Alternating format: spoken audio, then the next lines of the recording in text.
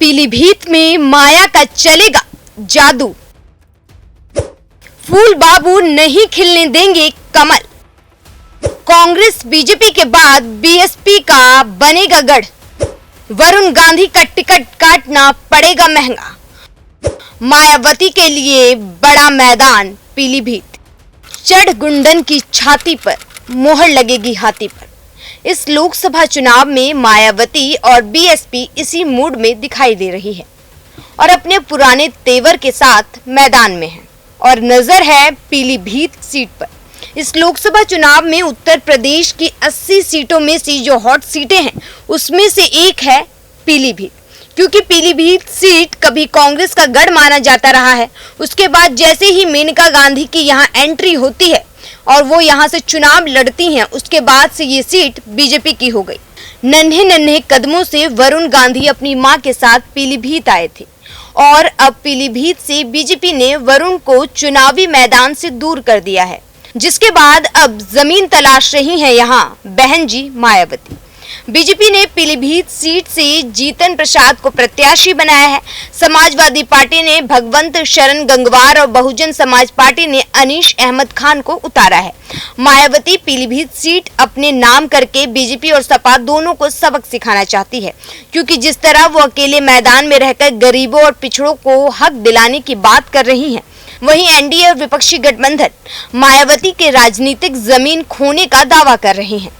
ऐसे में अगर मायावती पीलीभीत सीट अपने नाम कर लेती हैं तो बीजेपी और सपा की बड़ी हार मानी जाएगी। इसीलिए बीएसपी ने अनीस अहमद खां उर्फ फूल बाबू को मैदान में उतारा है। अगर अनीस अहमद खां की राजनीतिक सफर की बात की जाए तो बीसलपुर विधानसभा क्षेत्र से लगातार 3 बार विधायक रह चुके हैं, बसपा सरकार में मंत्री भी रहे हैं।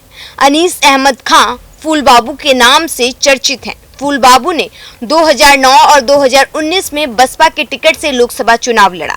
दोनों बार वो तीसरे नंबर पर रहे थे, लेकिन फिर एक बार मायावती ने उन पर भरोसा जताया है। वहीं पीलीभीत सीट के इतिहास की बात की जाए तो पीलीभीत लोकसभा सीट पर 1990 के बाद से बीजेपी का ज्यादा कब्जा रहा है। 1952 के चुनाव में यहाँ कांग्रेस ने जीत की शुरुआत की थी, लेकिन वो अब तक महज 3 ही चुनाव जीत पाई। इसके बाद प्रजा सोशलिस्ट पार्टी के टिकट से मोहन स्वरूप ने जीत दर्ज की। फिर उन्होंने कांग्रेस के टिकट पर 1971 में चुनाव लड़ा और जीत हासिल की।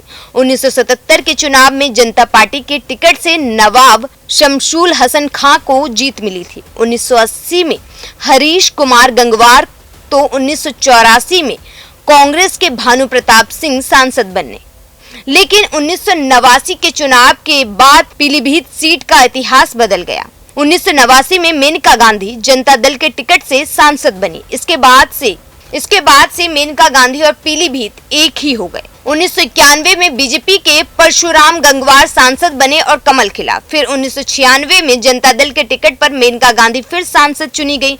1998 और 99 में वो निर्दलीय प्रत्याशी के रूप में चुनी गई, लेकिन इसके बाद मेनका गांधी ने बीजेपी ज्वाइन कर लिया। 2004 में बीजेपी से चुनाव लड़ा और जीती, लेकिन इसके बाद ये सीट बेटे को दे दिया। लेकिन फिर दोबारा 2014 में बीजेपी ने मेनका को पीलीभीत सीट से उतारा।